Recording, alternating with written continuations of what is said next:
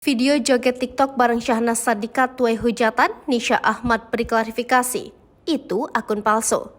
Videonya joget TikTok bareng Syahnas Sadiqah menuai hujatan, Nisha Ahmad beri klarifikasi.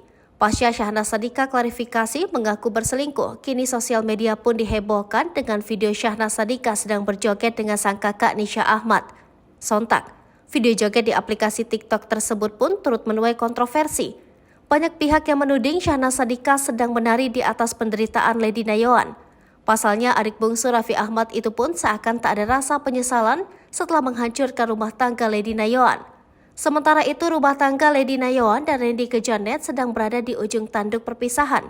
Video Syahnas Nisha berjoget tersebut diunggah oleh akun TikTok bernama Nisha Adiai Fatahmat.